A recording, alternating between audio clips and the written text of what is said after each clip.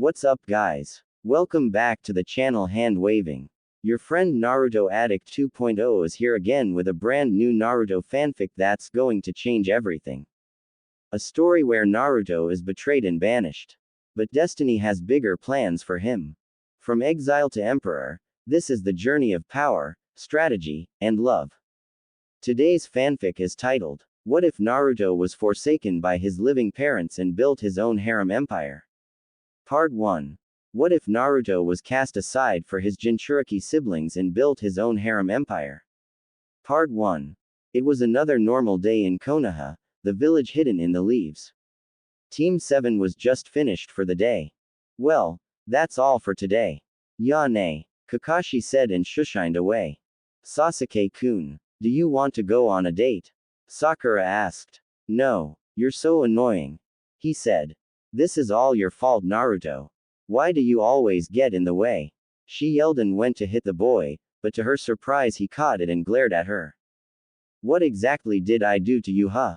You asked him and he reject you, so how the hell do I fit in this scenario? I will not let you keep hitting you because you're too damn stupid and pathetic. He yelled and tightened his hold on her, making her whimper a bit and then let go.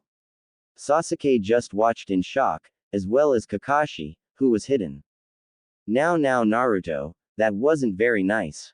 She's your teammate, Kakashi said, shushining in sight and even Sasuke came a bit close. Teammate, so you're saying that every other time she hit me because of her idiocy that it's alright? That you don't care? He glared at him making him wince. I should have known, you're like everyone else, he said and walked away, leaving a confused Sasuke, frightened Sakura and a shocked Kakashi.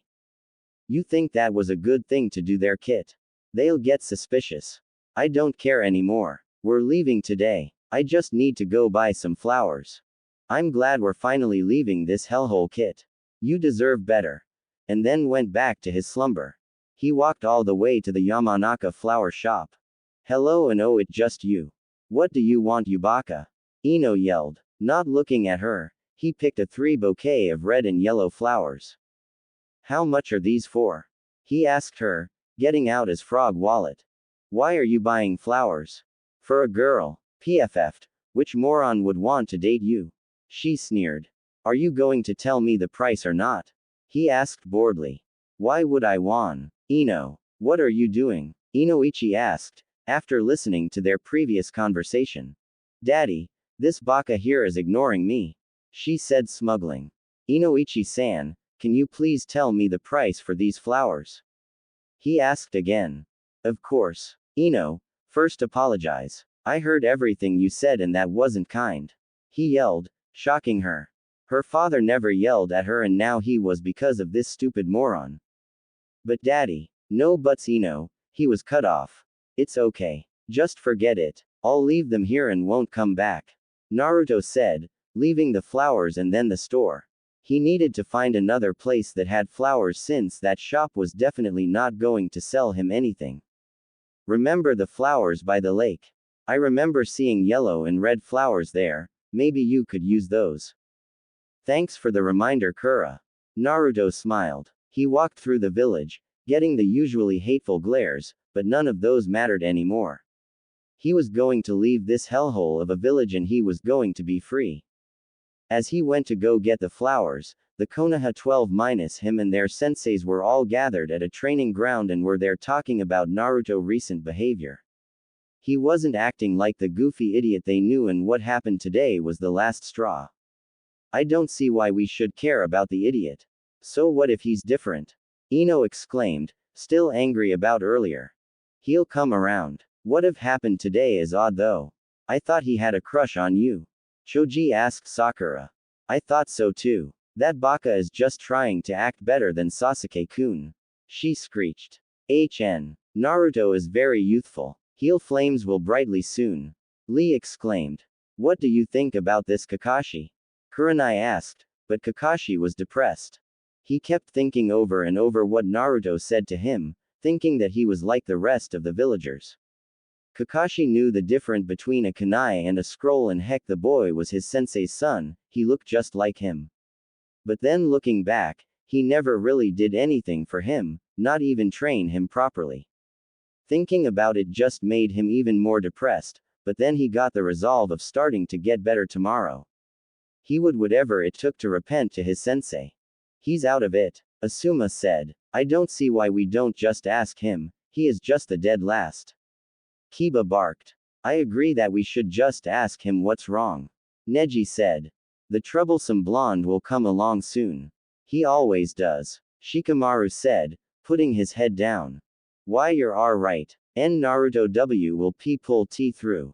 Hinata added. Just then, they saw a group of villagers heading towards one directions, with fork sticks and knives.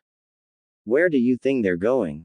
Tenten asked. Let's go follow them, Kiba said, running out of the training ground and following the mob of villagers. It looks like it almost all the villagers. I wonder what's up, Ino said, as they all began following the mob. Soon enough, they all stopped at a graveyard, the most sacred one, since it was where the Yondaime was buried, along with others. Crouching down in front of two graves, they all saw a blob of yellow there, which they all recognized as Naruto. What is that baka doing here? Sakura screeched, but Kakashi's lone eye widened. No, he couldn't know, or maybe he does. We have to get the demon now. A villager yelled, confusing the younger generation, but they were stopped by a barrier that was surrounding the graves. What the hell? What's the demon doing? Shish. He's saying something. He must be discriminating Yondaime-sama. What in the world is going on here? They heard a voice, who turned out to be Tsunade, with the clan heads behind her. Hokage-sama. The demon is disrespecting the Yondaime. A villager yelled. Why are you guys calling him a demon? Choji asked, making them all freeze, since none wanted to break the third's law, especially with the Hokage there.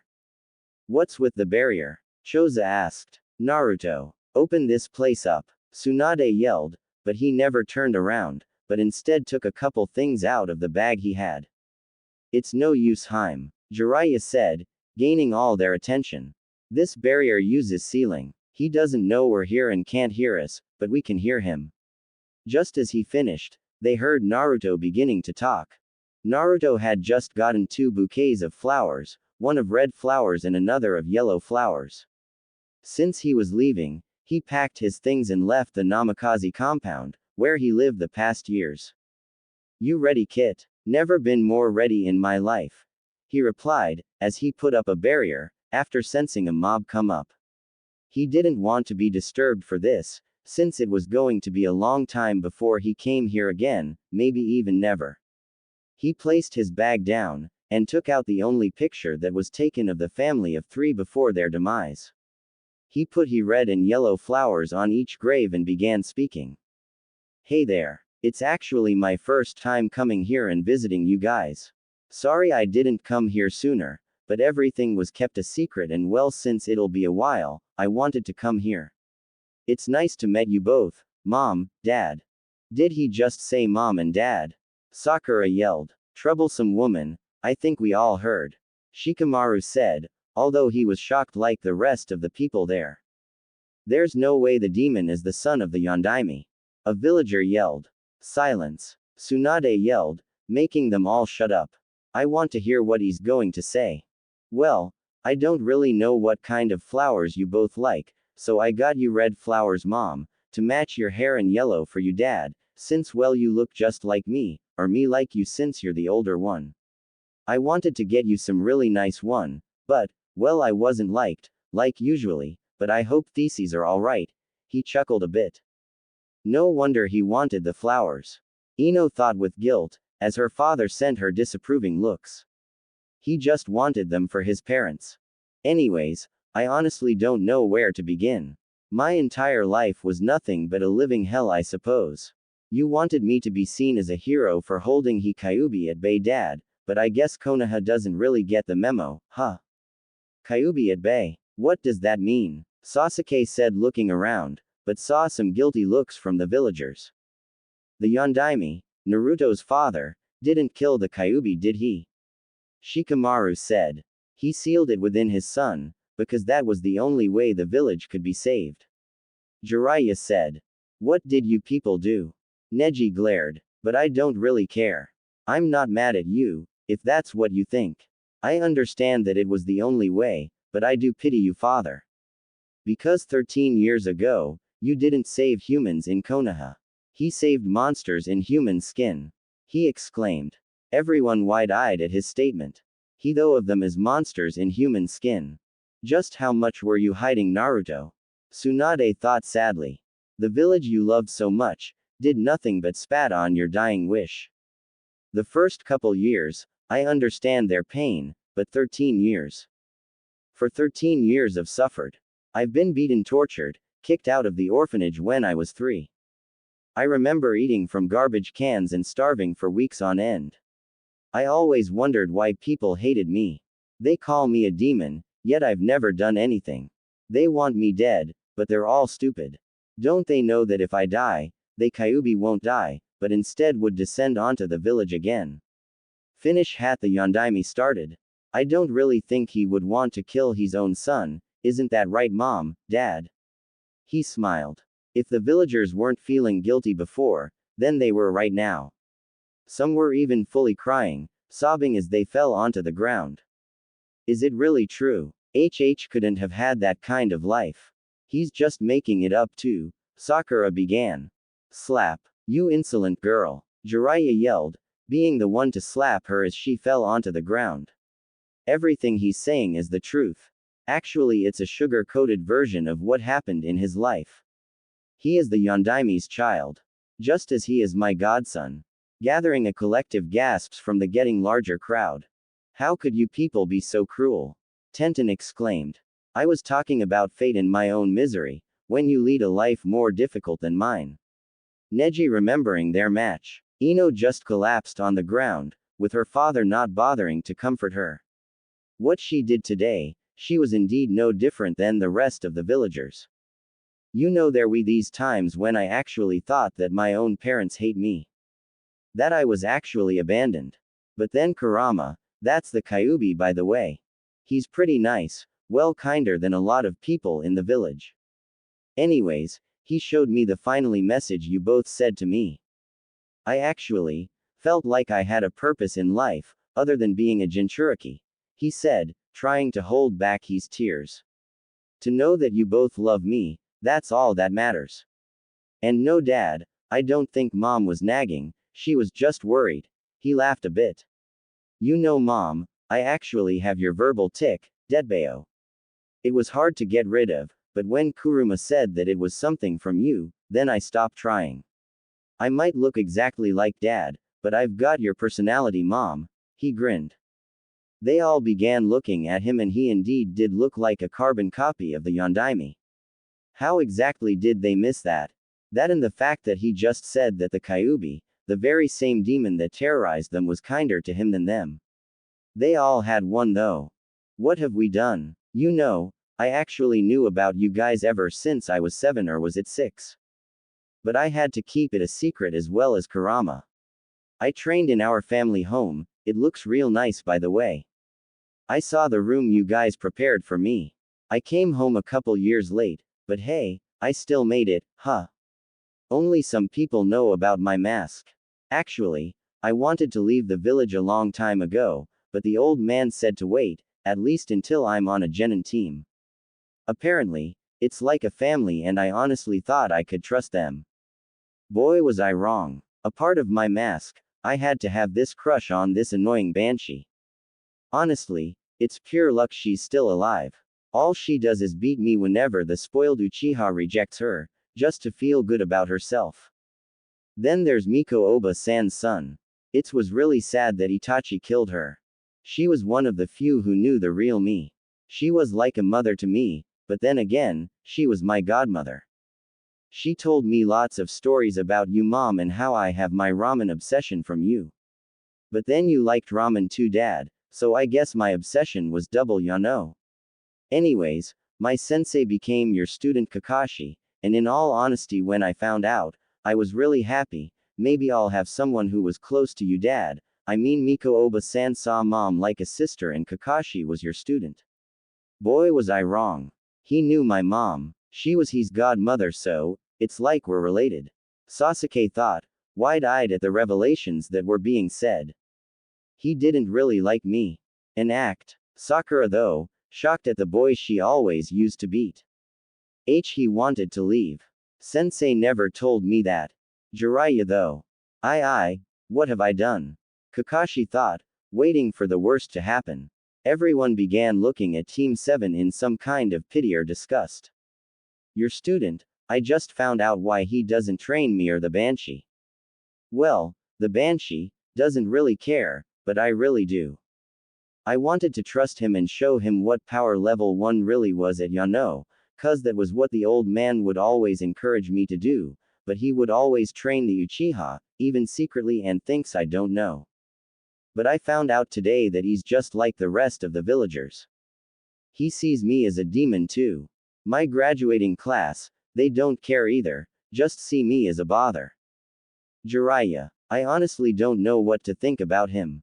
I know he's my godfather and I might have had a better life if he actually took care of me, but he also had his spy network to manage, which I understand.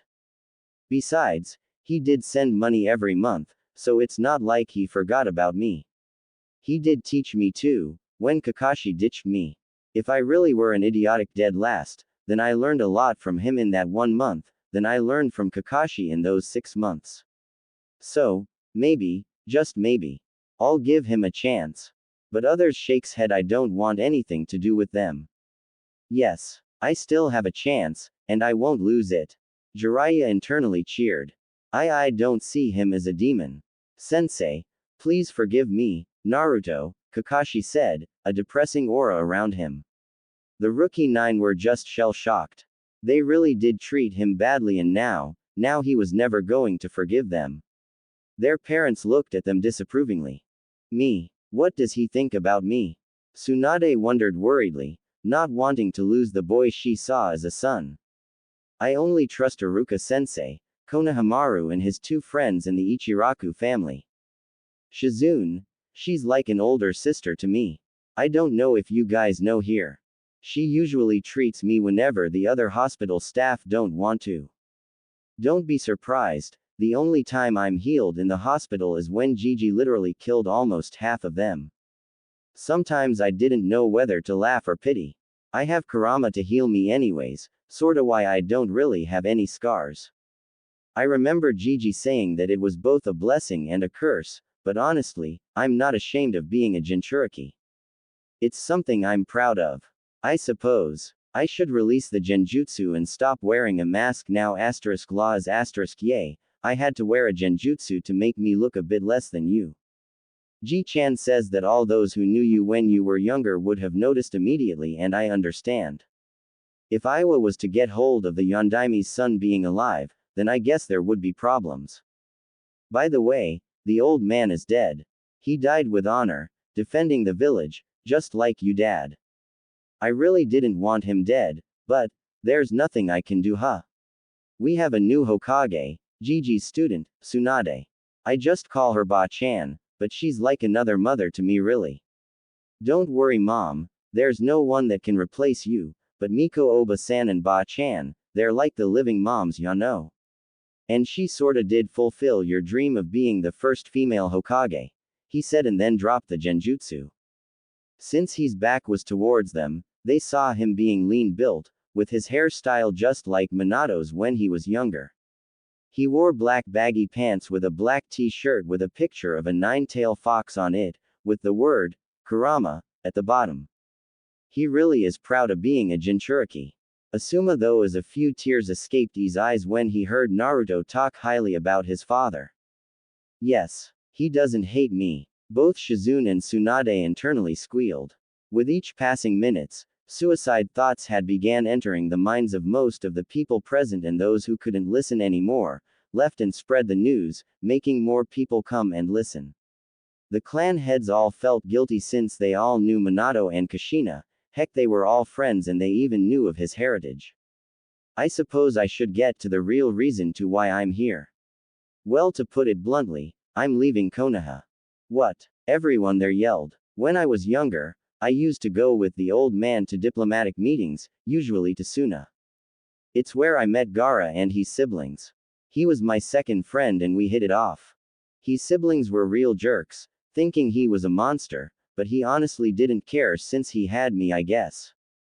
But they gradually came along and we all became great friends. My point is that I always thought that wherever I went, I'd always be glared at, but that wasn't the case there. In Taki and Suna and other places I went with the old man, I was treated like a normal person, like a human being. People actually smiled at me, and that's something that has never happened in Konoha. So, I'm going to leave and live the rest of my life in peace, in freedom. Away from everyone's hate. I know you both wanted me to live in the hellhole you call Konoha, but this isn't the village you remember, the village you both grew up to love, although you are from Uzushio mom, so I guess that applies to you, dad. I tried so hard to gain acceptance.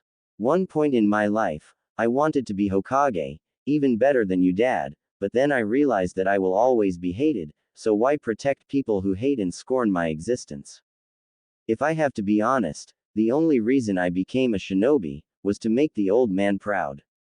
He's done a lot for me, even being Hokage just so that he could be in the best place to protect me, but now. Even he said that he'll give me his blessings if the Genin team didn't work. I became Chunin, but nobody seemed to care except a few, not that I'm complaining. At least I have some people who care. I said goodbye to my precious people already. I went to Miko Oba-san's grave earlier and said bye too. You two were the only ones left. Don't worry, I'm not going to be a missing nin or anything. Ba-chan signed my release papers, so now I can leave. Release papers? I don't remember signing those. Tsunade exclaimed. You were drunk, milady. Shizune deadpanned. We can't let him leave. A villager exclaimed. We'll do everything to apologize to Yondaime-sama's son. Another exclaimed, and there was a wave of people cheering, thinking that they could change his mind. The rookie 9 were also having similar thoughts. We have to show him that he's still our friend. Kiba exclaimed. Right. Hinata nodded in agreement. Troublesome blonde isn't going anywhere. Shikamaru added, and Choji nodded. He is our friend. He's also our team member, right, Sasuke-kun? Sakura said, and he grunted in agreement. Here was the one person he had in connection to family and he had treated horribly, and on top of that, he wanted nothing to do with him. We're not gonna let our pups outdo us, are we? Sum said, a great friend of Kushina's. Nope, although I have a feeling that he wouldn't want anything to do with us, especially of what happened earlier. Inoichi said, rubbing the back of his head sheepishly. I highly doubt anything would work, but we'll give it a try. Shikaku said, with Hiashi and Shibi nodding in agreement. The only way that the village would ever accept me is if they know I'm the son of the Yondaime, but that's an insult to your memory, dad, and in all honesty, I wouldn't care either way. I'll carry on both your legacies. Dad, in your letter you wanted me to be the second coming of the Yellow Flash, and Mom, you wanted me to carry on our Uzumaki heritage, so don't worry, the world won't know what hit them, that's for sure. I guess that's all for now. I'll stand and face the world without a mask as Naruto Uzumaki Namikaze, the betrayed son of the Yondaime Hokage Minato Namikaze and Whirlpool Princess Kushina Uzumaki, and third Jinchuriki of the Kyuubi no Kitsune. He said, packing the picturing back into his back. I love you both and thank you for giving me a chance in life, he said, with tears rolling down his eyes. Leaning forward, he kissed both their gravestones and stood up. He smiled and wiped away the tears. Bringing down the barrier, he felt many chakra signatures, so without looking back, he shushined away. Where did he go? One of the villagers said. The front gate. Tsunade and Jiraiya cried and ran all the way there, with everyone right behind them. Naruto had just finished showing the gatekeepers his officially documents. He didn't, the two, they actually helped him sometimes when he did a prank and helped hide him from mobs. We're gonna miss ya, kid. Azumo said. Yay, the place won't feel the same without your pranks. Kotetsu added, ruffling his hair. Nah, you'll find something interesting to do. He smiled and was about to leave the village when he heard Naruto ooh, and as he looked back, he saw almost all of Konoha, the Konoha 12, the senseis, Tsunade, Shizune and Jiraiya running towards him. Ah, sup Ba-chan. What's going on? He asked curiously, but was engulfed by the said woman in a hug. Anyo, not that I don't like the hug or anything, but what's wrong? Are you alright? He asked. Don't go. She said softly, making him go wide-eye. What? Oh, I get it. You all came to see the miserable demon leave Well, good luck with that, 'cause I'm long gone. He said, making them flinch. And no, we came to apologize, Naruto-sama. One of the braver villagers said. Bloody F, was his intelligent response. Language, Tsunade said, hitting him lightly on the head. No, did you hear what? Oh, I get it. This is someone's cruel joke of a genjutsu. He nodded in understanding. We heard everything, Shikaku said, seeing no one was going to say anything. Heard what? Oh. He said in recognition. Oh, Kuruma. You did that on purpose. He suddenly yelled. Did what on purpose? Jiraiya asked. He said he'd put up the barrier. I knew he was doing something fishy, but that was a low blow, Kura. They needed to know what they did to you, what they lost. Yes, and the greatest way to do so is defaulting the barrier. Great going, Kura. They only care 'cause of Dad now. He said, throwing his arms in the air, really not caring that the others heard. Why you can't leave? I can't lose someone else again. Tsunade said, making him go wide-eye. He didn't think that she would get this affected. Sorry, Ba-chan, but I can't stay in this place anymore. I just can't. Besides, you signed the papers and I can legally leave. I want to live the rest of my life free of hatred. Is that so much to ask? He almost whispered. What you said about my mother, is that true? Sasuke asked. Naruto just looked at him. Yay, it is. She was my godmother and the kindest person I've known. Whenever I didn't eat in a while, she would bring me food, give me a warm bath, since my landlord cuts my own purpose and buys me food at its regular price before I learned the henge. She was so kind, sometimes I wonder how the two of you are even related. He sneered, making the raven flinch. What about Team 7? Remember what Kakashi-sensei said about abandoning comrades? Sakura asked, desperately wanting to correct her mistakes as well. Funny thing is, I don't have comrades in the village. This sensei you speak of, I only have two senseis, and that's Kurama and Iruka, so don't mess things up. He glared at her. Come on, Naruto, we're friends, aren't we? Kiba said nervously. We're trying to fix things. We're all really sorry about everything, we really are. Ino exclaimed. So let me get this straight.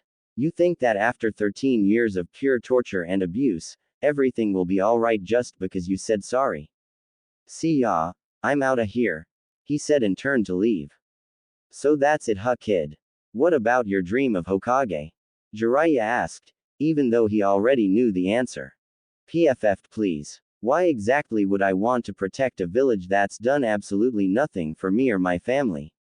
Konoha betrayed my family a long time ago and you want me to protect it? Would you protect people who are out to kill you? He asked. If you're going to leave, aren't you going to give Lil me a hug? They heard a voice and saw Anko leaning on the gate's wall. Anko, what are you doing here? I thought you were on a mission. He asked her, running up and giving her a hug, which she returned, surprising them most. Yay, I just got back and then see this huge crowd and then I saw you and then I'm like, what the hell did the idiots do? And then I heard people say sorry and stay and then I'm like, what the hell did the idiot do? She grinned. I'm not an idiot. He huffed, crossing his arms. You're a squirt mini yandere. She smirked at his laughter. Never heard that in a while. He smiled. So, you leaving, huh? Leaving me behind, I see. She said and then added, when he was going to protest, just kidding, kid. You deserve to be happy.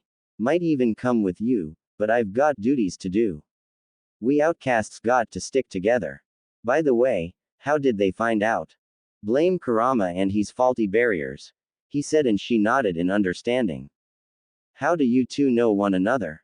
Shizune asked. Saved Mini Yandere here from a couple of mobs and he saved me before too. Then I started to train him and he hung out at his place and all. They've got this killer pool. The Yondaime and his wife know how to go all out. She exclaimed. Hey Kit. Yay Kura, I think you should return. What? I'm not go. You never listen to me. As I was saying, you should return in a couple years. Just for the old hag. She does care about you kid to the point she's breaking down in public and I don't think that's a good thing for a cage.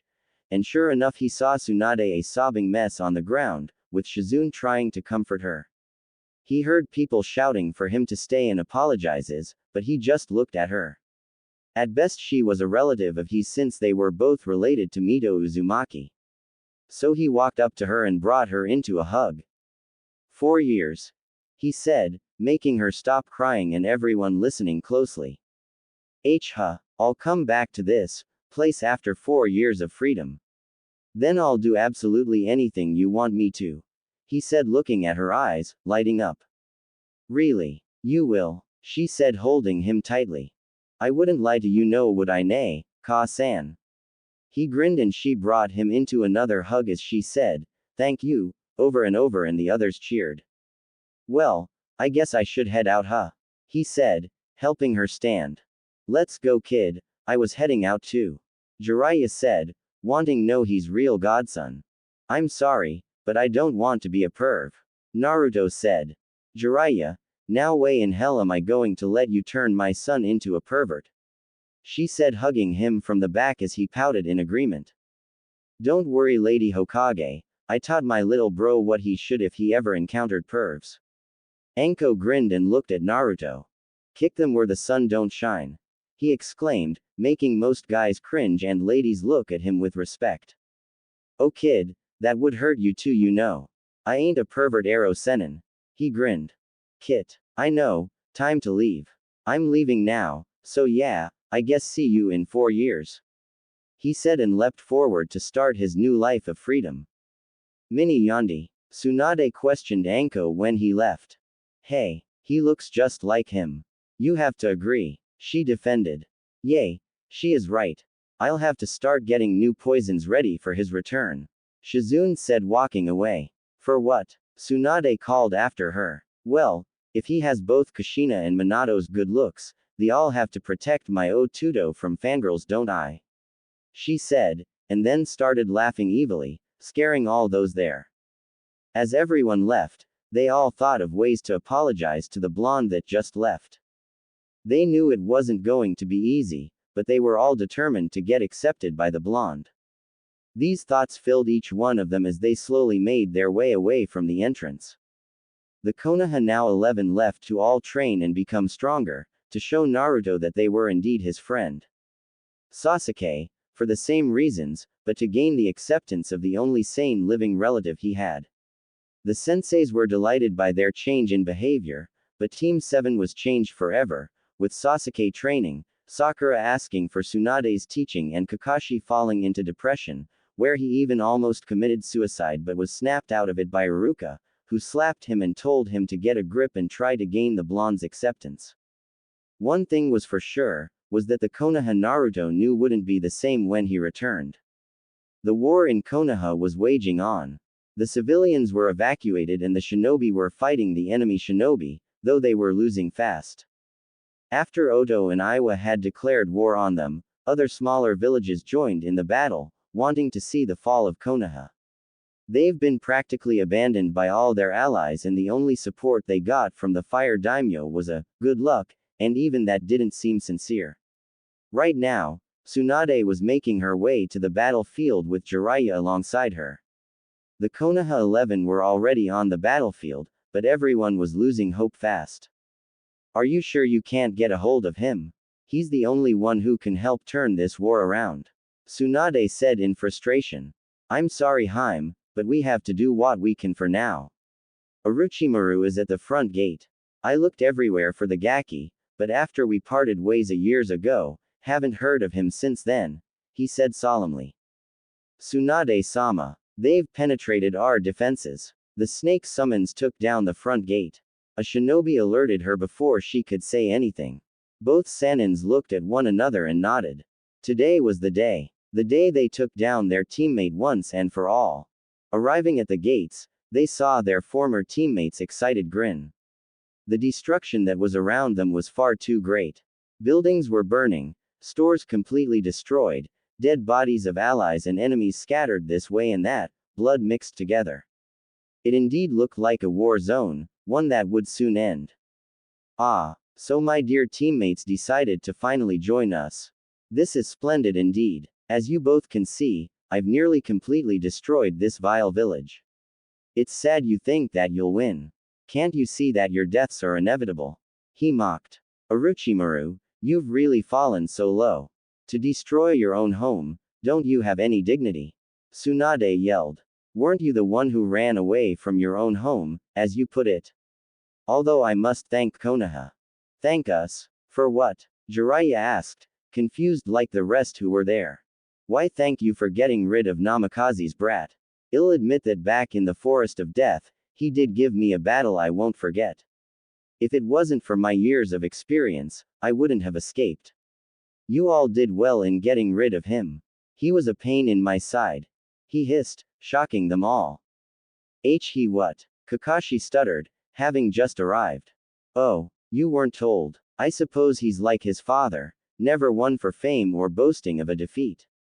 That, or he just didn't trust you. Coo, your sensei would be disappointed in you. He laughed. It doesn't matter. As long as I'm Hokage, Konoha will not fall. Tsunade exclaimed, charging at him, Jiraiya right after her. The other battles seemed to watch as they saw a once-in-a-lifetime battle between Sanins. 1 against 2. I have a feeling they're destroying more of the village. Sasuke muttered, as they witnessed the destruction the 3 Sanins were creating. Stop slacking. We've got enemy shinobi coming. Even the Tsuchikage isn't here yet. Asuma said, taking down a sound nin, and they resumed their fighting. I've got to say, I never thought I would have been pushed this far. Orochimaru said, sweating and panting heavily. He thought that his old teammates were pushovers, that they let their skills get rusty. That's what you would expect from a drunk gambler and a peeping Tom, but it seems he was wrong. We told you hubby Tem that we won't let you take down our village. Jiraiya grinned, preparing for another attack. Well then, let's see what you have to do about this. And before they could do anything, he went through very familiar hand signs and said, Impure Resurrection. And slammed his hands on the ground. 4 coffins with the numbers 1 to 4 were written on them rose from the ground. How dare you? You're willing to go so far as to decimate the graves of the former Hokages.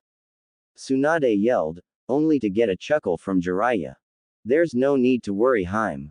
All the souls of the previous Hokages are locked into the Shinigami's stomach. He laughed. So, what are you going to do with empty coffins, Oro-chan? He said, and a smirk found its way on Tsunade's face. Coo. I wonder what would happen if I had access to the Shinigami mask from the Uzumaki shrine. He smiled at the 2 Sanins' paled faces. This village does well in keeping the artifacts of their allies safe. The coffins opened, and out of each one, a person came out. All the other battles managed to seize all together as they saw legendary shinobi, that are supposed to be dead, come onto the battlefield. It's this accursed jutsu again. You see, Tobirama, I told you not to create forbidden techniques, but no, let's not listen to my older brother, you said. Hashirama complained. What's wrong with this snake and this jutsu? How much times are you going to summon us? Tobirama twitched with anger, completely ignoring his brother. Orochimaru, I sealed away your ability to use jutsu and yet you still managed to come this far. Hiruzen exclaimed. The only one that felt out of place was the Yondaime. Anyo, where are we? He asked, getting the attention of the former Hokages. Oh Minato, you were summoned too. Hiruzen said. Who are you? Hashirama asked. Oh, I'm the Yondaime Hokage, Minato Namikaze. It's nice to meet you, Shandaime, Nadaime, he said, turning around, showing them his cloak. Yondaime. Whoa, the village survived this long. Hashirama said in awe. I died before Sandaime-sama here, so I wouldn't know. He said sheepishly, rubbing the back of his head in embarrassment. Your granddaughter Tsunade is the Gondime. Orochimaru said, making Hashirama look depressed. Tsunade. Is the village still safe? He asked weakly. Oi, what the hell is that supposed to mean? He heard the voice of an angry woman, and that was when the four cages decided to look at their surroundings and saw all the destruction.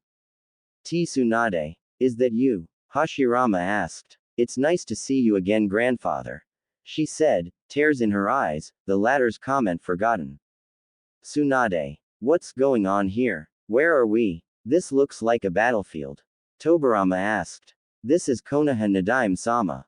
We're in the middle of a war with Orochimaru's Sound Village, Iwa and some smaller villages. Jiraiya intervened. Where are Konoha's allies? They should be helping in a time like this.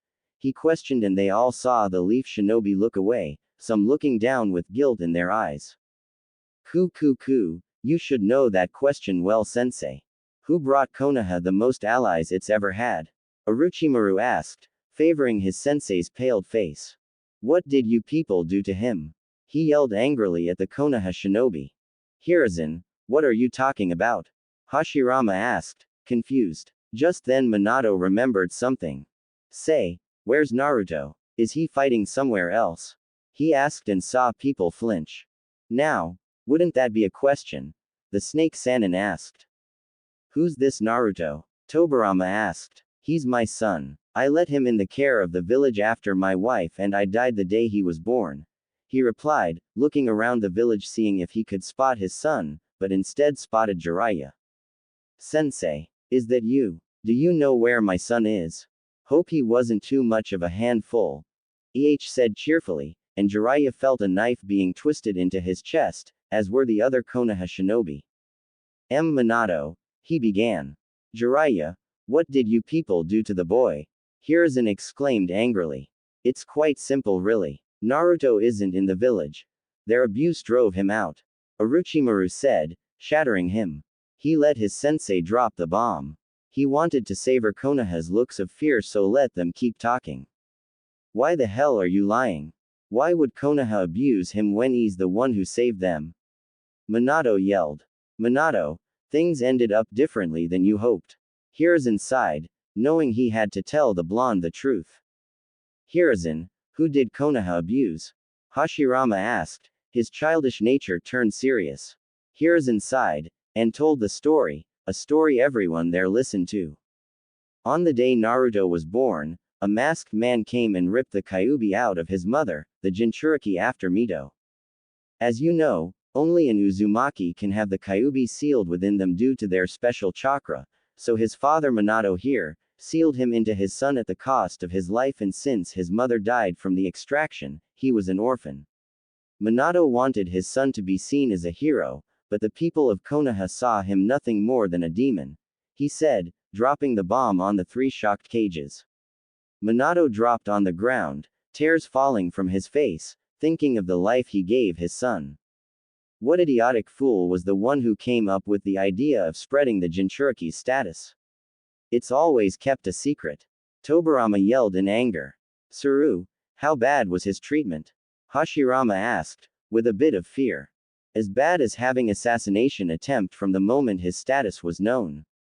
He was kicked out of the orphanage at the age of 3. Stores would kick him out, and if they didn't, his food would be overcharged, poisoned or rotten.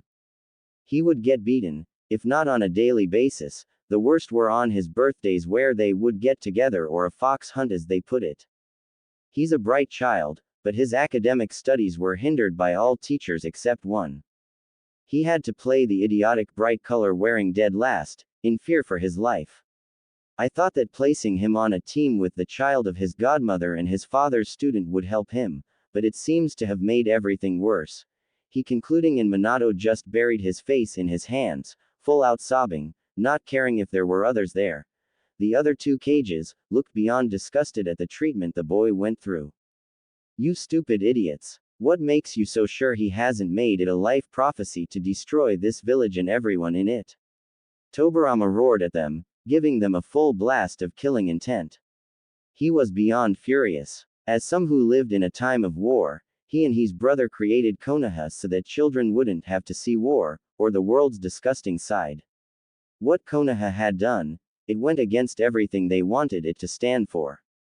I would fully understand if he would want to level this place to the ground. You people are even worse than Madara. I'd actually congratulate the boy if he did. Hashirama exclaimed, completely livid at what they did to an innocent child. Where is he? Minato whispered, his hair covering his face. I believe he's left the village, I suppose. He said that if there were a time that I were to ever die and the village's treatment hadn't gotten better, then he would live. Hiruzen said. Good. The blonde said as he grabbed his kunai and looked at the Konoha shinobi. They shrunk back in fear as they saw blazing blue eyes look at them in anger.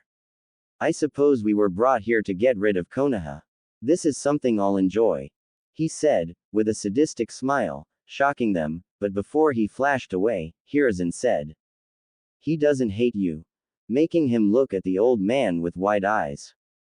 What? How the hell can his son not hate him? Heck, he hated himself. I said, he doesn't hate you, nor will he get revenge against Konoha. He understood your place as Hokage and that you had no choice, just sees it as the village that betrayed you. He knew of his burden at the age of 5 as well as his heritage. He's actually done the impossible. He's become friends with the Kurama. That's the Kyuubi's name.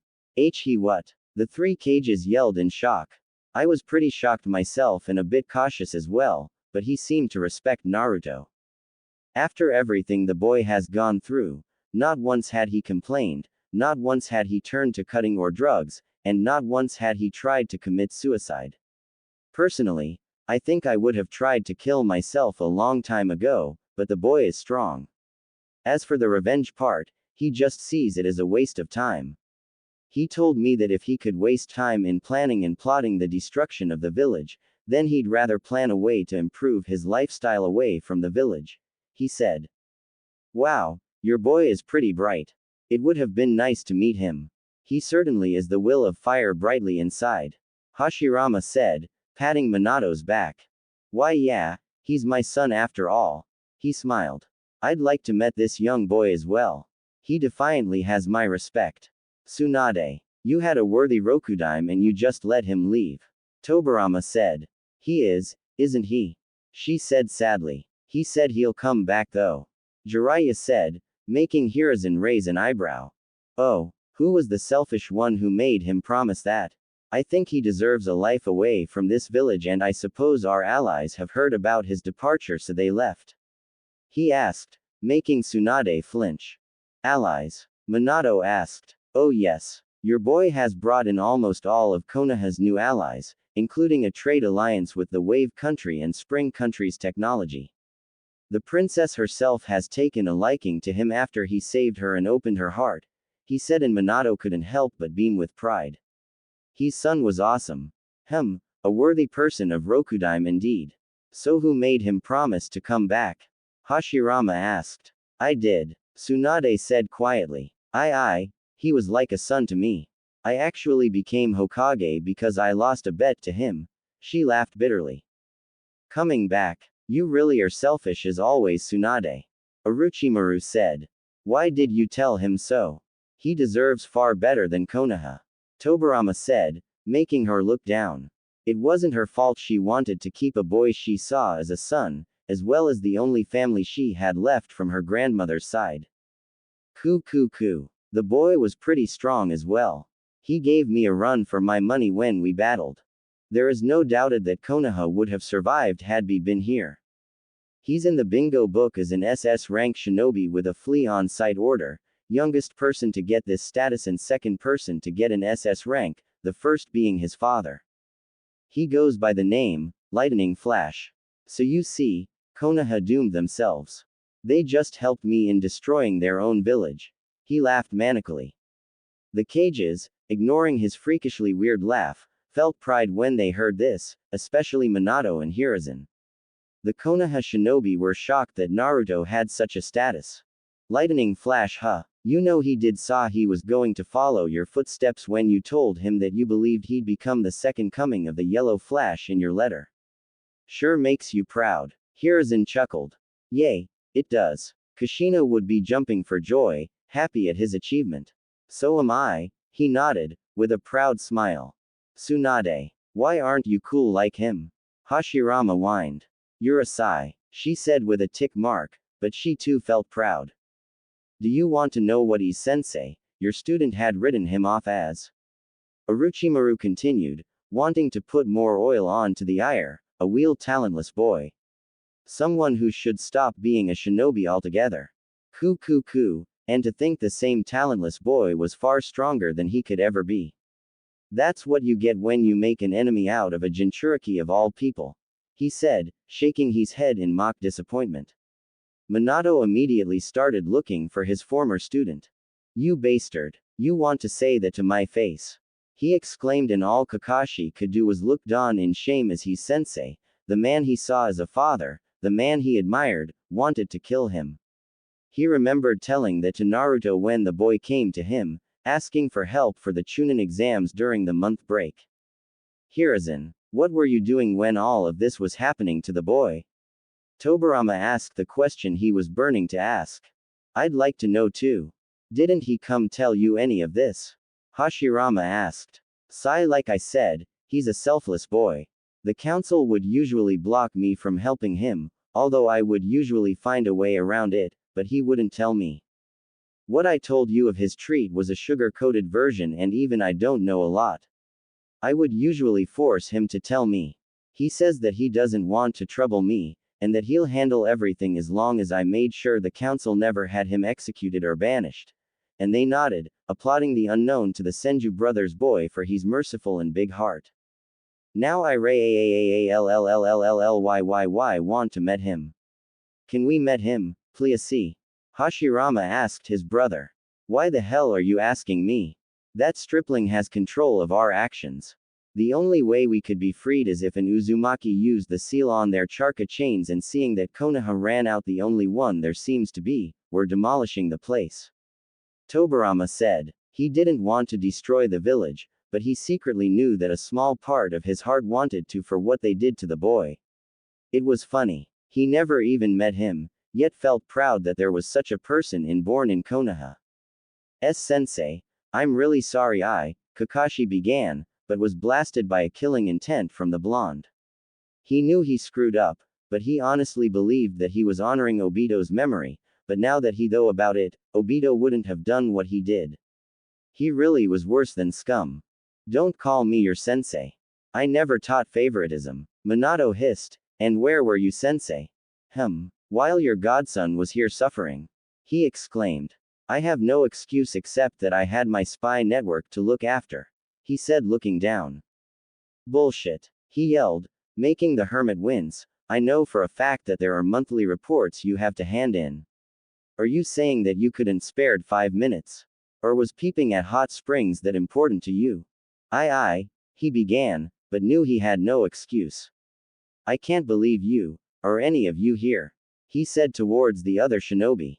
I wonder how my son turned out so selfless when he was surrounded by such selfish people. He roared, blasting even more killing intent. Didn't the boy have any friends? Hashirama asked. No. Parents would tell the children to stay away, and thus he was bullied. Hiruzen said. Enough talk. Now that you know about Konoha's corruption and what they did to an innocent boy, we'll be destroying the village now. Orochimaru said, snapping his fingers, and suddenly, they couldn't move so freely anymore. Well, I won't lie when I'm saying that I'll feel a bit satisfied at its destruction.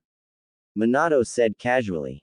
We are royally screwed. Jiraiya whispered to Tsunade, who would have hit him if they weren't going to go against 4 of the best shinobi of all time. That, and she totally agreed. I know, she said, and they all resumed their stances. Attack all you. Konoha will fall this time and we shall be victorious. Orochimaru yelled at his men and their allies, and they all cheered. We might have made mistakes in the past, this is still our home, our village, and we'll do everything to protect it.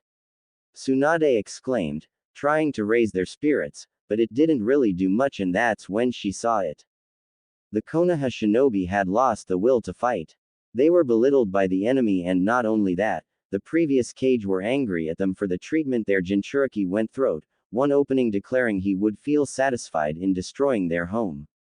The Konoha 11 had went through so much training, and they felt it was insignificant when they heard of Naruto's accomplishments.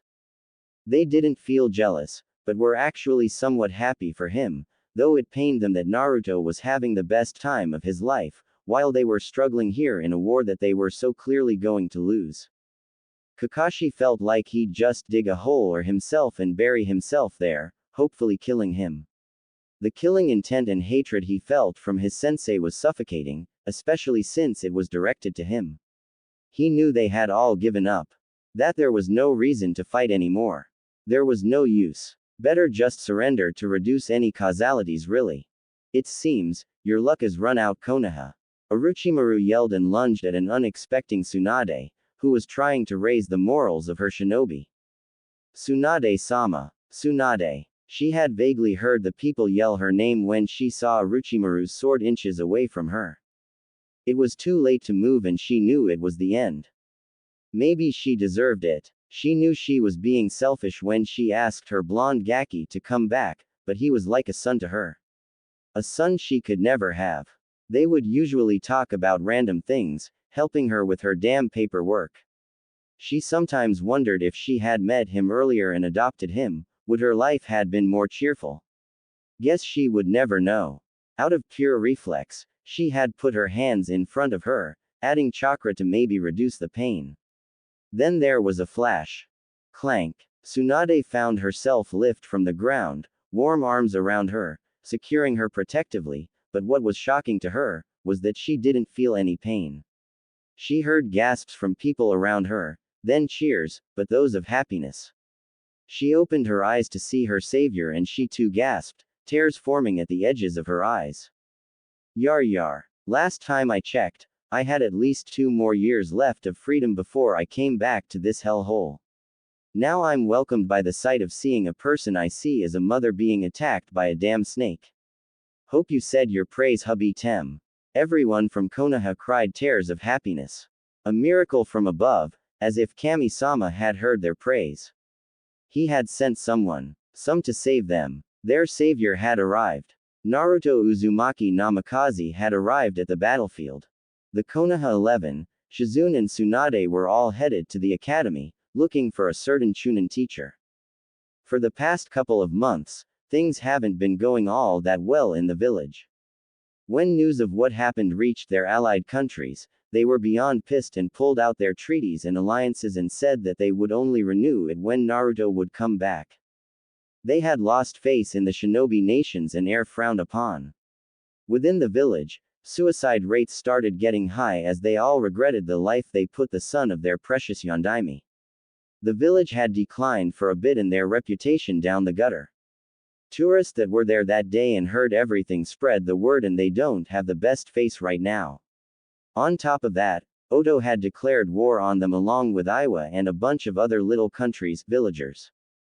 They were headed to the academy because they tried to get as much as information of the real Naruto as they could, but it seemed like no one knew except Anko, who told them to get lost as she lost the one person she considered family and understood her pain. They knew Iruka was close to him and wanted to ask if he knew. Hello Hokage-sama and everyone else. Is there something wrong? Iruka asked as he just finished for the day. We need answers. She exclaimed. What Tsunade-sama means is, did you know the real Naruto? Shizune asked, trying to make him understand what her sensei meant. Iruka looked at them and smiled. I suppose it's time for people to know, he said, making them look at him curiously. You know, Kakashi stated. Of course I did. He's like a son to me. Can you please tell us, we want to know. Sakura pleaded. Well, I met Naruto a year before he entered the academy. I knew he had the Kyuubi sealed within him, but I was curious. I knew everyone hated him, but I knew the difference between a kunai and a scroll. I saw him one eye on the swing outside the academy with a sorrowful expression. Everyone was pointing at him and whispering, glaring, but they couldn't break the law. At that time, I didn't see a demon, I saw a lonely boy who needed someone in their lives, so I approached him and we became friends. He was on guard at first, but gradually started opening up. Everything changed when he entered the academy, he said with an angry expression. He clenched his fist and they saw the hate in his face. What happened? Choji asked. Naruto's a smart child. He's genius, a prodigy. A couple months before he started the academy, he told me about his mask and how only the Sandaime knew about. He also became friends with the Kyuubi named Kurama. At first, I was worried, but the Hokage reassured me and Kurama himself apologized about my parents' death. It honestly wasn't his fault, seeing that he was being controlled, he said, shocking them. He also knew about his parentage, but the Sandaime made him hide it due to he counsel. What happened when he started the academy? Sasuke said. You all remember the entrance exams, right? He said, and they nodded. Well, Naruto had perfect scores on everything, beating the previous highest record in the obstacle course. He wanted to do well in the academy, but then, the incident happened. He said, shaking with anger. Incident? What incident? Choji said as they all began to worry. Iruka didn't say anything as tears threatened to fall. Iruka, you're scaring us. What happened? Tsunade asked fearfully. They cornered him. If they were only civilians, then he could have avoided it, but Junin and Chunin joined. They tied him up, put a drug in his system. He said, looking down. A drug, Kurenai said, covering her mouth, her eyes wide. Yes, it was a drug that made sure he was conscious the entire time. He chalked. The entire time for what? Ino said, exclaimed, not really wanting to know. The entire time they tortured him. He whispered and they gasped in shock. For 8 hours they tortured him and he lived throughout the entire thing.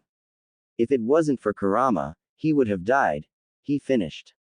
The kunoichi were crying, the male shinobi had tears in their eyes.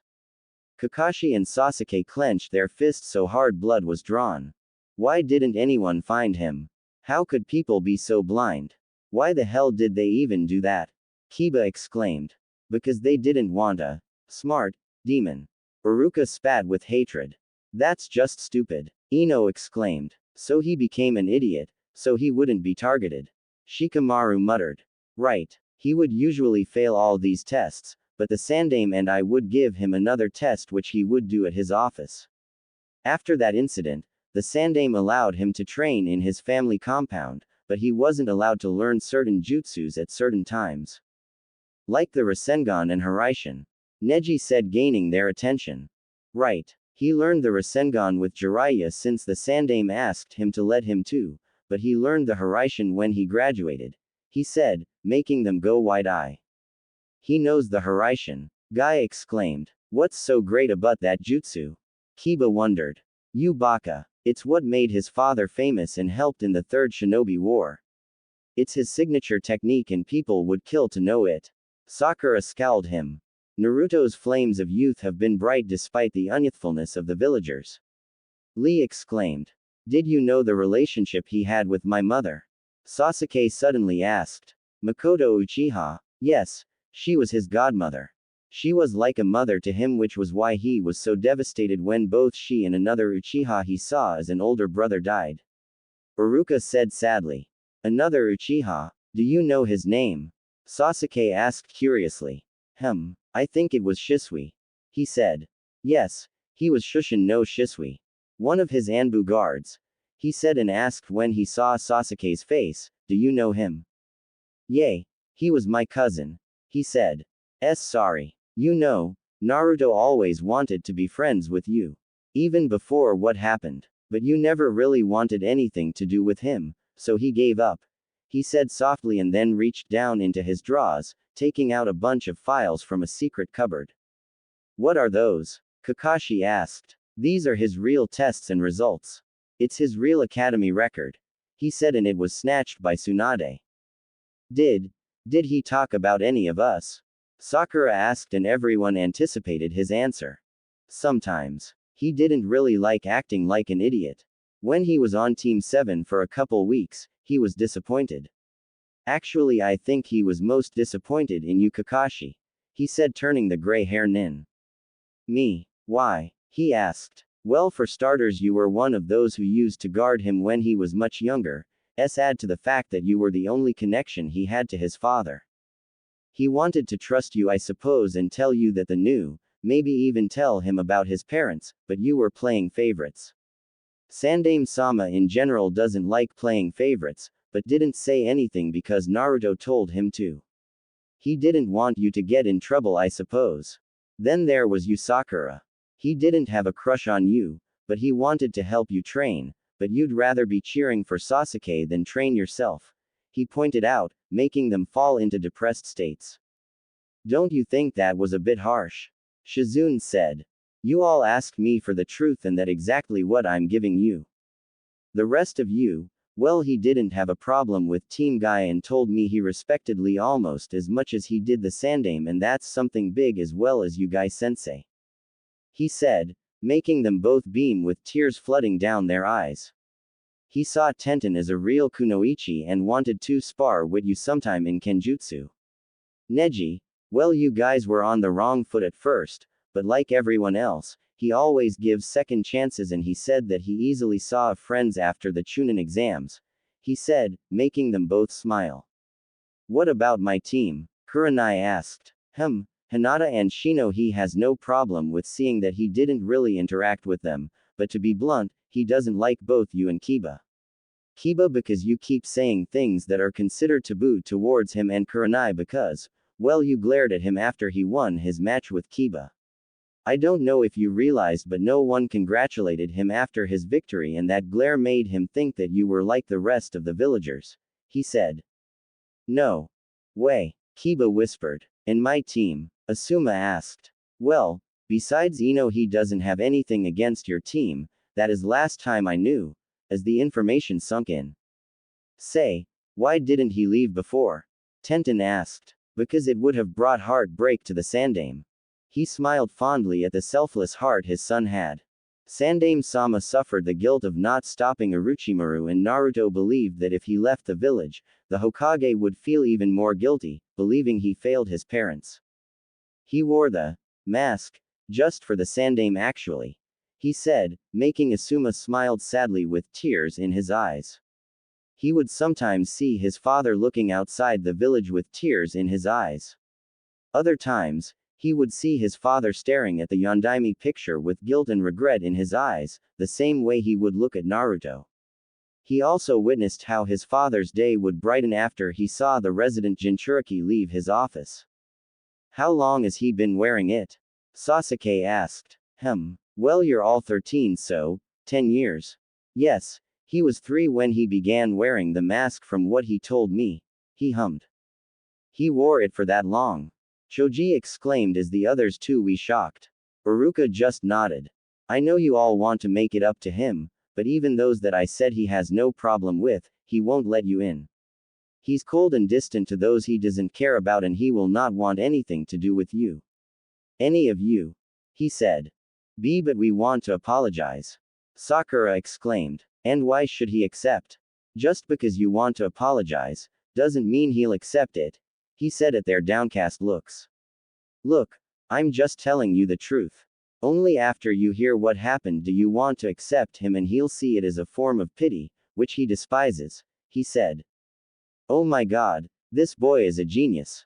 Tsunade said, having went through the majority of his papers. Tsunade-sama, Shizune said, as they all leaned forward, crowding to see. Look, these answers aren't meant for an 8-year-old, these are answers of a scholar. She exclaimed, and sure enough, they were all shocked at his answers. He really isn't an idiotic dead last, huh? Kiba said. Far from it. What about the pranks he would play? Ino asked. Oh, that. It was a part of his image, but also training. Iruka said proudly as he got puzzled looks. He could outrun any Anbu and Junin, heck all shinobi. He would sneak in and out of Anbu headquarters wearing that monstrous jumpsuit. If he really wanted to destroy the village, I would without doubt say that he could poison everyone in the village and escape without getting caught. He finished as they listened in awe, because all he said was true. He would paint the Hokage momentum in broad daily light and not get caught. Shino stated. Yes. Sandaime-sama let him do all those pranks, saying that the shinobi of the village needed to be more alert. He would actually give him specific money that Naruto would use for pranking only. Iruka laughed at their reaction. Sensei did that, Tsunade said. Well, imagine if he were an enemy, Konoha would have been infiltrated long ago and even destroyed. although he wasn't allowed to prank the Hokage. I don't know if you've ever realized that out of all the pranks he did, never once was he caught in the action. That's why no one could do anything. They had no proof. It's true, Kakashi said, with a hint of pride in his voice. I was a part of the squads that were told to get him, but no one, including myself, could ever catch him. He waited tricky and fast, he said, and started wondering how he couldn't see it then that Naruto might be hiding his skills. If you just looked at everything the blonde had ever done, and his treatment, it was quite easy to see. I have to get going. I have some test papers to mark, but piece of advice, don't believe that it'll be easy to gain his acceptance, after all none of you have. Iruka finished and left them all to their thoughts. End of flashback. Naruto Uzumaki Namikaze felt a pull and suddenly found himself on the battlefield, where he saved Tsunade from her doom, by blocking the Snake Sanin's legendary sword, the Kusanagi. He looked around and saw the destruction around him and instantly noticed that he was in Konoha. He had also noticed the looks of relief and happiness that the Konoha shinobi had on their faces. He had heard the war that was going on, but he had 2 more years left and hell wasn't going to come back to save those who did nothing but torture and abuse him. Heck, he didn't even want to come back at all, but here he suddenly was. He saw people looking at him and decided to speak. Yar. Last time I checked, I had at least 2 more years left of freedom before I came back to this hellhole. Now I'm welcomed by the sight of my mother figure being attacked by a damn snake. Hope you said your prayers, hubby Tem. You, what are you doing here? You're not supposed to be here. Orochimaru fumed. Naruto just gave him a bored look and then gentle placed Tsunade down. Ka-san, are you alright? He asked softly and she hugged him closed, tears running down her cheeks. I'm sorry, so sorry for being selfish. She kept repeating and he just hugged her back. It's alright. Are you alright though? You're not hurt, are you? He asked again and she shook her head. Are you going to help us in the war?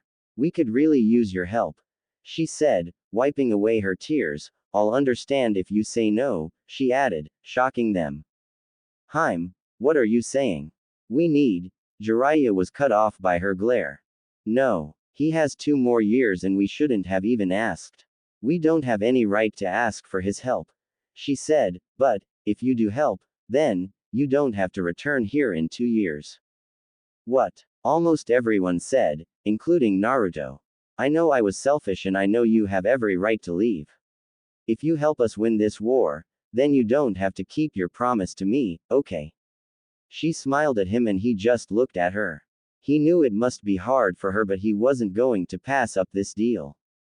Deal. He grinned and she sighed in relief as did others, but it's like I'm not going to visit the people I care about, he stated as he helped her up. No. You weren't supposed to be here. How did you even get here so fast? The Snake Sanin exclaimed. I'd like to know that too. I looked everywhere for you. Jiraiya exclaimed. She called me. He simple stated, pointing at Tsunade. Huh, you called me? He said, tapping his wrist, and she looked at her own wrist and saw the bracelet he gave her as a present for becoming Hokage. There's a Hyoshirin seal inside. You must have unconsciously put chakra into it. I won't let those I care about die. He smiled. Enough talk. I know you wouldn't want to help the village that shunned you, but I suppose you'll go down with them. The Snake Sanin hissed. Naruto. My boy, it's good to see you again. He heard a voice and saw the dead cages, more specifically, the Sandaime who spoke to him. Ji-chan, he whispered, how the hell are you alive? It seems that my former student seems to like others doing his dirty work, he said sadly. Naruto. Minato said, and after 15 years, father and son were finally reunited. They both stared at one another, Blue's eyes clashing, one filled with sorrow and guilt and the other, unreadable. Do you know what you did to me? Naruto said quietly, shocking the others, since they although he didn't have anything against his father. Because of you. I'm sorry about sealing the Kyuubi in you, Minato began quickly. I can't enter the best hot springs. He wailed. Nani? They all yell. Yeah, because of what you did to Iowa and I look like you, I can't go. It's in the Earth country. Why couldn't you have at least wear a mask if you were going to go on a killing spree? He exclaimed and they all face faulted or sweat dropped. Sorry. Minato said awkwardly. Well, you're dead now, so you can't do anything, old man. Naruto waved him off. Old man, Minato exclaimed with a tick mark. I happened to be 24 when I died. Yeah, whatever. And then he smiled, but it's nice to meet you, Dad. And Minato had tears gather in his eyes at the mention of him being called Dad. Enough of this. You four, I want you to kill him. Orochimaru commanded the resurrected cages and soon enough, they began their assault on Naruto. It all happened in a blur as each of the cages only used taijutsu against him. This is getting me nowhere. Naruto muttered, as he dodged a punch from the Shandime and a kick from the Sandame. Shadow Clone Jutsu. And instantly 3 other Narutos poofed into existence.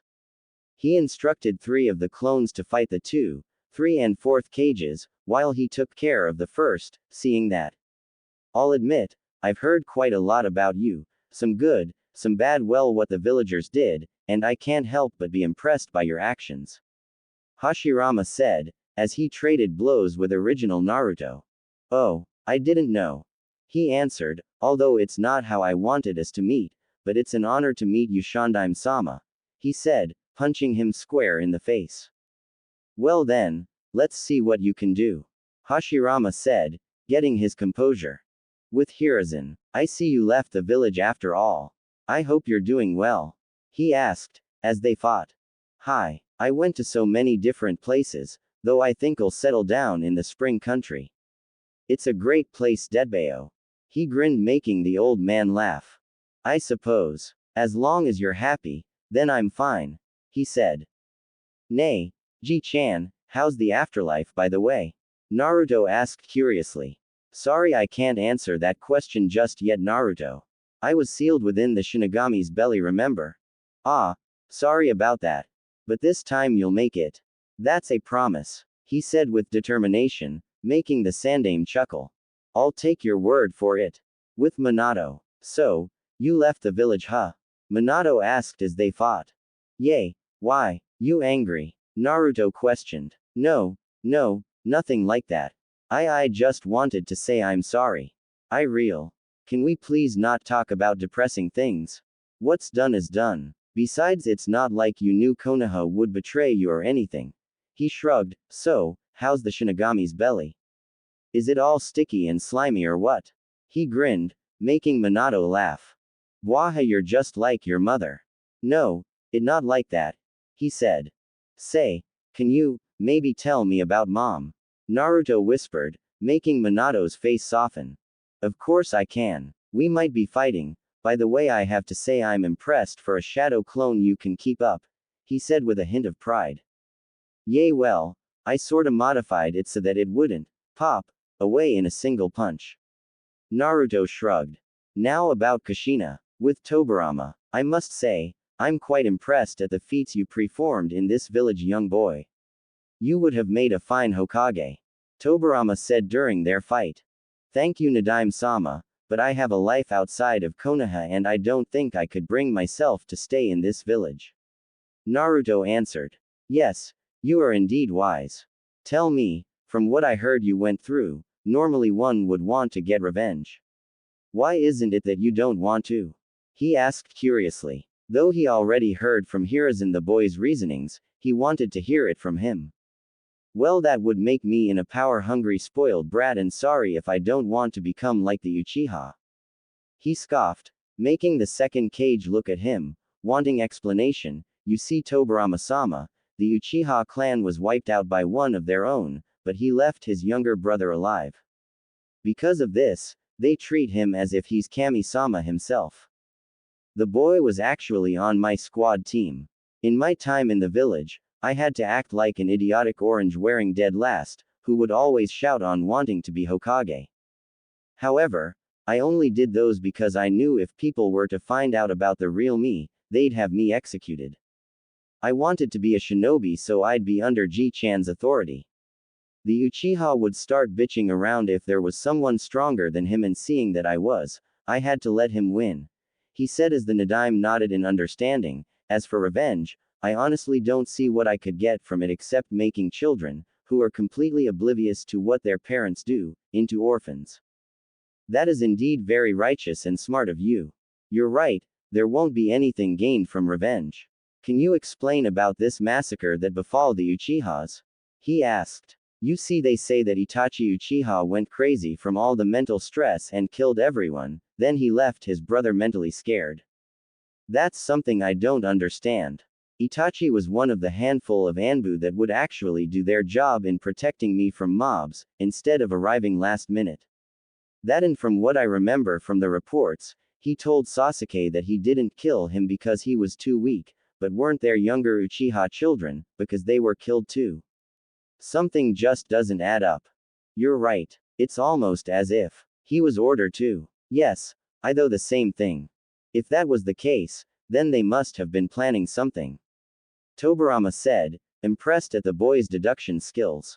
Normally one would just follow what everyone else was told, but he seemed to think it through. Suddenly, Tobirama disappeared, making Naruto swore as he kept his eyes of him that minute. Shit! He exclaimed as he saw Tobirama executing a water jutsu. Water style. Torrent waves. And the huge waves of water were heading to the medical team on the front lines, where they were healing numerous shinobi. Protect the medical teams, Tsunade yelled, but it was far too late for anyone to reach them, but Naruto had just made it. They all had hopefully looks, but what he did next shocked them all to the core, even Orochimaru. Hiruzen just gave a small sad smile. Naruto Uzumaki Namikaze had many secrets. Secrets that no one knew, and if they did, they were dead. For his own protection, his heritage was hidden, his Jinchuriki status kept away from the younger generation, but this secret was one that he never planned on revealing. Closing his eyes, he gathered enough chakra and yelled. Naruto Uzumaki Namikaze had many secrets. Secrets that no one knew, and if they did, they were dead. For his own protection, his heritage was hidden, his Jinchuriki status kept away from the younger generation, but this secret was one that he never planned on revealing. Closing his eyes, he gathered enough chakra and yelled. Susanoo. Now, a purple armor had erupted and formed around the blonde hero as it protected the medical team. The water jutsu had been blocked by the large armor's shield and didn't harm anyone.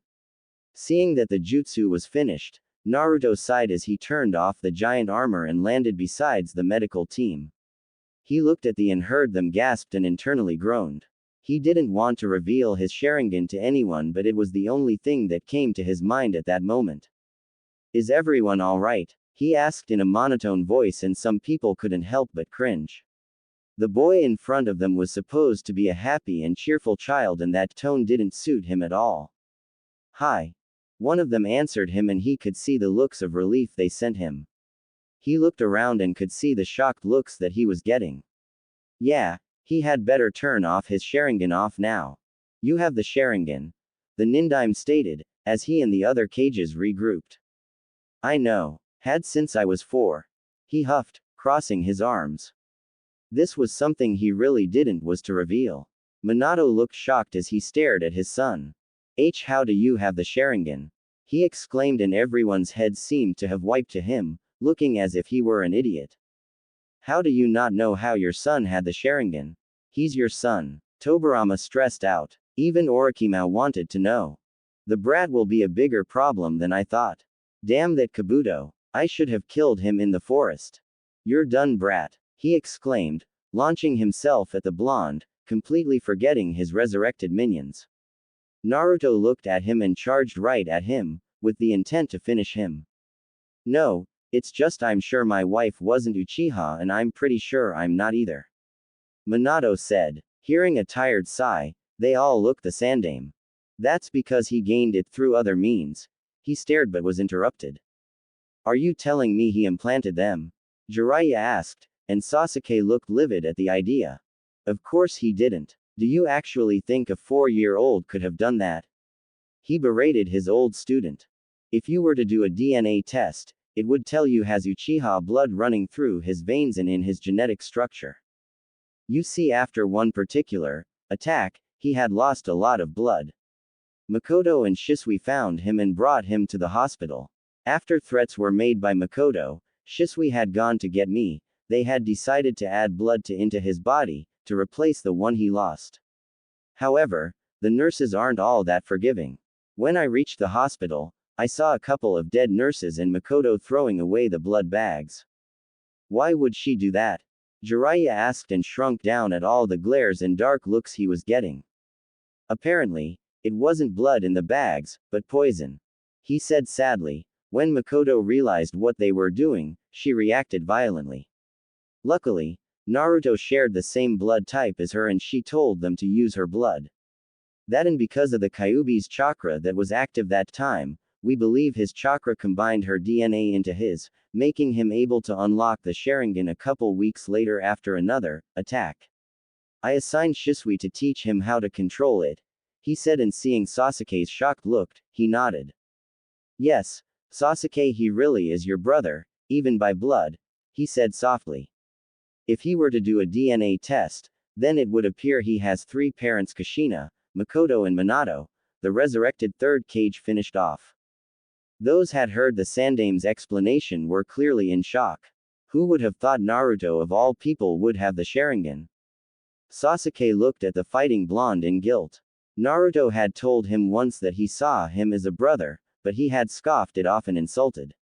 It was pretty obvious now that the blonde wouldn't want anything to do with him. With Naruto, the battle he was having with the snake Sannin was tough. He might have been powerful, but Orochimaru had far more experience than he did, which gave him an advantage.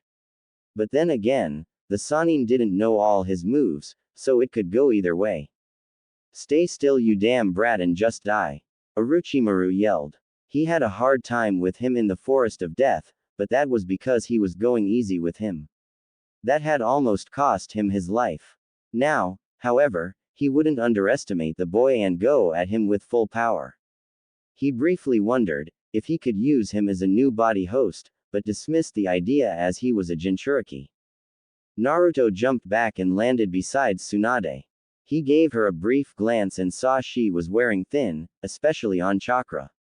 He too needed to up his game now, since Orochimaru seemed to have remembered his resurrected Kage minions. You people are low on chakra, he said, giving her a brief glance and then to his clones that were battling the cages. That's an understatement. Tsunade laughed out bitterly. He hummed a bit as Orochimaru lunged at him, but this time, the Sannin couldn't react in time as a orange-cloaked fist rammed into his stomach, sending him flying. Tsunade and those near him looked at the blonde in shock as they saw him wearing the orange cloak. You can use the Kyuubi's chakra, Jiraiya breathed out. Naruto never bothered to look at him as he gently placed a hand on his mother figure. Instantly, the same orange cloak he donned, she had as well. Suand looked at herself as she felt unimaginable power coursing through her. This was the Kyuubi's power, or a fraction of it, the very same demon that raised her son and destroyed the village years ago. Kurama doesn't like Konoha, so I can only give you his power or those he agrees with. Everyone else is on their own, he simply stated, and giving her a small smile, he sat down, surprising her. He created a shadow clone with a cloak as well as it tapped Shizun's shoulder. Naruto, what are you doing? She whispered as he got into a meditative state. Without looking at her or opening his eyes, he said, ending this. The others looked at the power Naruto had, and when they saw him giving it to their Hokage, they felt that he would give them as well, giving them a means to end the war. Boy, were they wrong, but then again, he already stated he only came for their Hokage, so he shouldn't be angry.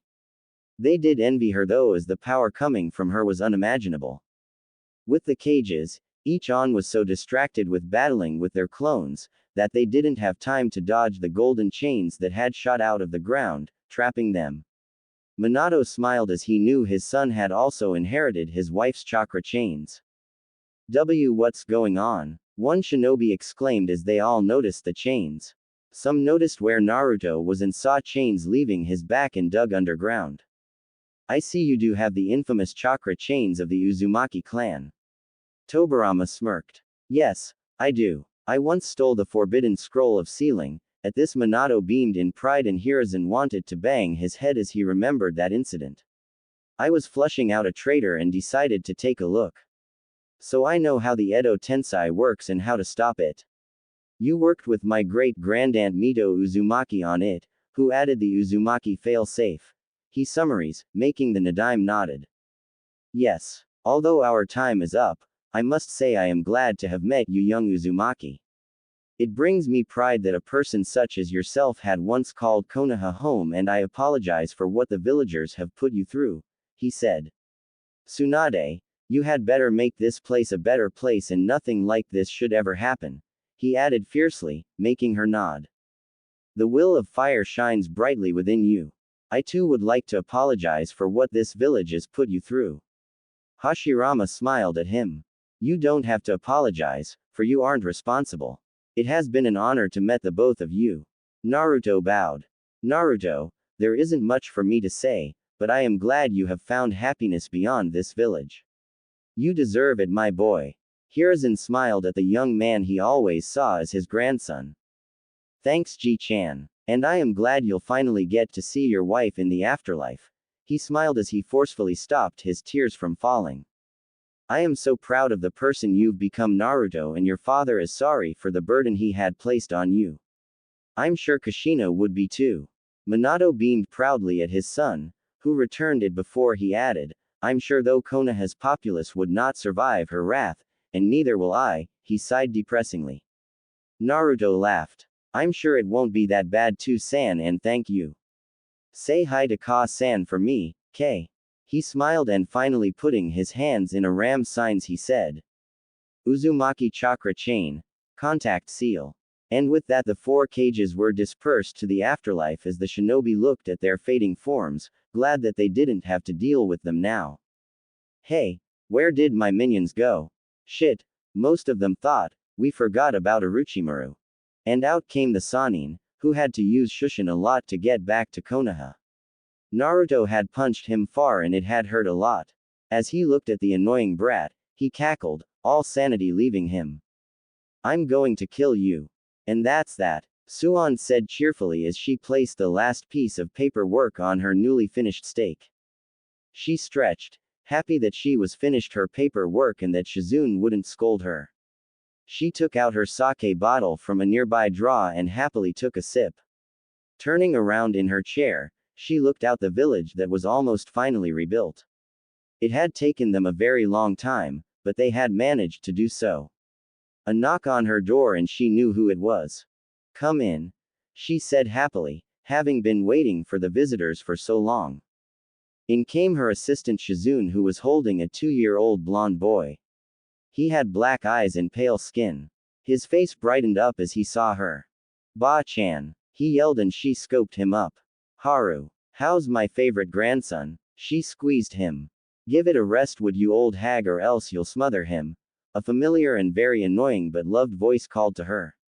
In came her favorite blonde second favorite, really, Naruto, with his wife, an ice user named Haku. Apparently Naruto had faked the girl's death, along with Zabuza, and they were both living in the spring country courtesy to the princess, who later fell in love and married Zabuza.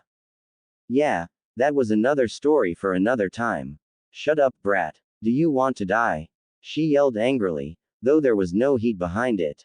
He simply grinned, cheeky brat, but she smiled at the girl, bring her into a hug. It's nice to see you again, Lady Suand, she said smiling, and she waved her off. Just call me Tsunade. You guys just came right. Yup. Though we did run into a few people that were surprised. Haku Namikaze giggled as Naruto huffed. Tsunade raised her eyebrow at Shizune, who sighed. The Konoha 11. She simply said, and she understood but could do nothing about it. They were stubborn and kept trying to talk to the blonde for the past 3, ever since the war ended and he visited her and Shizune as well as Iruka and the Ichiraku family. Naruto had managed to win against Orochimaru, killing him and a large percent of the enemy shinobi with his father's technique. Apparently the surviving shinobi believed he was a Konoha shinobi and the Tsuchikage, who was met on the way by those survivors, had warned him, prompting him to pull out. Due to that, all the other villages pulled out and the war ended. After that, Naruto left, coming once in a while, or when she was bored and wanted someone to hang out with and drink some sake with. Naruto never stopped her, and they even had contests, which were fun, but he always won. Then he introduced him to his fiancée and asked him to come to his wedding, which she did with the few people he cared for. Her son looked so lovely. After that, she had made the couple promise that she would deliver their first child, and she did. 2 years ago, Haru Namikaze was born. She was thrilled that she was a grandmother, though Shizune might have been happier when they announced her their child's godmother. The Konoha 11 and Kakashi did try to speak with him, but he simply brushed past them as if they weren't there. They understood how he felt when they did that, as did the villagers. They would keep leaving presents with her, since they knew he visited her, in hopes that he would accept them. Naruto, being the kind son he was, simply dropped them off at the nearest orphanage outside of Konoha. Jiraiya kept pestering him, to the point he was banned from the Spring Country. She had never felt sorry for any of them, because she knew karma was a bitch, if it was something. Let's get going, Haru. You've never seen my house, have you? She grinned at the bouncing child.